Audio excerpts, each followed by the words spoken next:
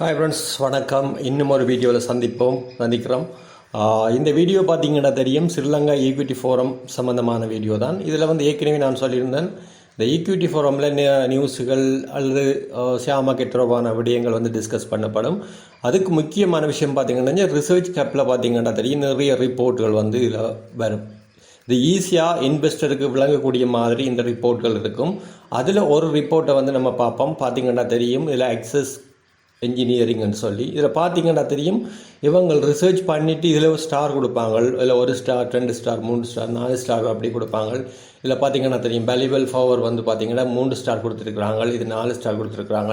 இப்போ இதில் பார்த்தீங்கன்னா தெரியும், எந்த ஷேர்ஸை நீங்கள் வாங்கலாம்ன்ற ஒரு தீர்மானத்தை எடுக்கக்கூடியதாக இருக்கும். இதில் அக்சஸ் என்ஜினியரிங்கை பார்ப்போம். இந்த அக்சஸ் என்ஜினியரிங் என்ன மாதிரி அவங்களுடைய 6 மந்தில் பெர்ஃபார்மன்ஸ் பண்ணிக்கிற 2 விடயங்கள் இருக்கும். அதில் பார்த்தீங்கன்னா தெரியும், ரெவென்யூ என்ன மாதிரி க்ரோத் ஆகிருக்கான்ற விஷயங்கள் இதில் இருக்கும். பார்த்தீங்கன்னா தெரியும், 77% இந்த ரெவென்யூ இன்க்ரீஸ் ஆகிருக்கு. நீண்ட காலமாக இந்த அக்சஸ் என்ஜினியரிங் பெருசாக பெர்ஃபார்மன்ஸ் பண்ணலை, ஆனால் இப்போ பார்த்தீங்கன்னா தெரியும், நல்லா பெர்ஃபார்மன்ஸ் பண்ணி கொண்டிருக்கு. இதில் அட்மினிஸ்ட்ரேஷன் எக்ஸ்பென்சஸ் எவ்வளோ போகுது, ஆப்ரேட்டிங் ப்ராஃபிட் எவ்வளோ போகுது, ஃபைனான்ஸ் கோஸ்ட் எவ்வளோ போகுது, இன்கம் டேக்ஸ் எக்ஸ்பென்சஸ் எவ்வளோ போகுது. பார்த்தீங்கன்னா தெரியும், டேக்ஸ் மட்டும் 1.13 பில்லியன் அளவு பே பண்ணி கொண்டிருக்கிறாங்க. நெட் ப்ராஃபிட்டை பார்த்தீங்கன்னா தெரியும், 2.42 பில்லியன் அளவு நெட் ப்ராஃபிட் கிடச்சிருக்கு.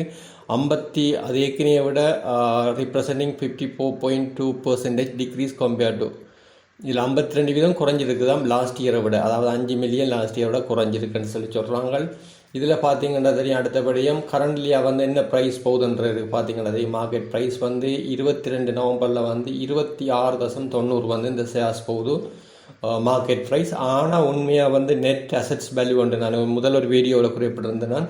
நம்ம அந்த ஒரு ஷேர்ஸ் வாங்கக்குள்ளே அதனுடைய இந்த நெட் அசெட்ஸ் வேல்யூவை கொஞ்சம் பார்க்க வேணும்னு சொல்லி இங்கே பார்த்தீங்கன்னா தெரியும், 37.26 இருக்குது. ஆனால் மார்க்கெட்டில் போகுது 26.90.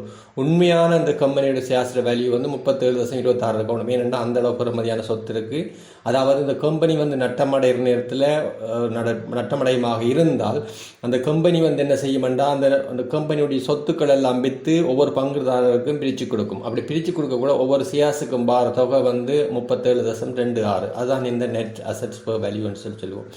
ஆகவே இப்படியான நேரங்களில் நீங்கள் கட்டாயம் தீர்மானம் எடுத்துக் கொள்ளலாம், இந்த கம்பெனியில் இன்வெஸ்ட் பண்ணலாமா இல்லையான்னு.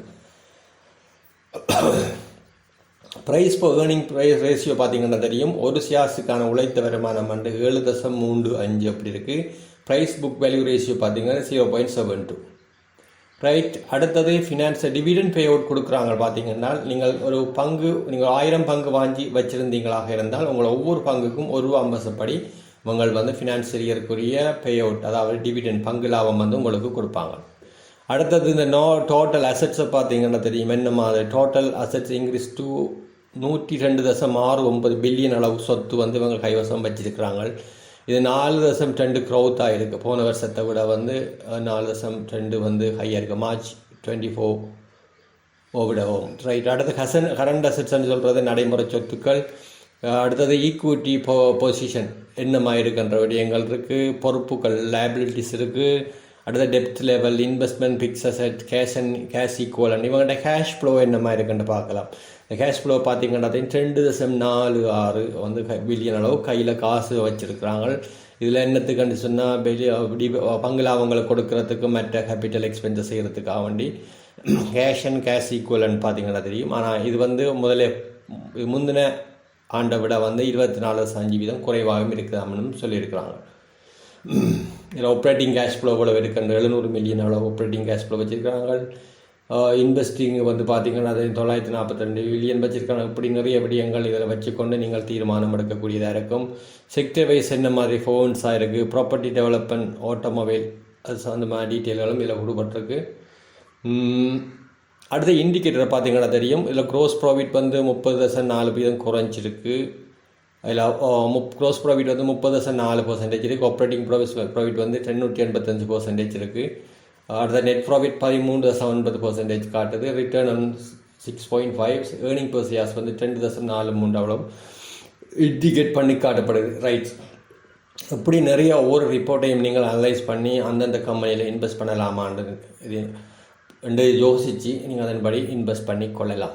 ஏனென்று சொல்லிச்சுனால் ஒரு நபரிடம் நீங்கள் வந்து கேட்டு இந்த கம்பெனியில் இன்வெஸ்ட் பண்ணலாம் என்று சொல்வதை விட நீங்களே ஒரு கம்பெனியை புரிந்து கொண்டு இன்வெஸ்ட் பண்ணுவீங்களாக இருந்தால் அது நல்லதாகவே அமையும்.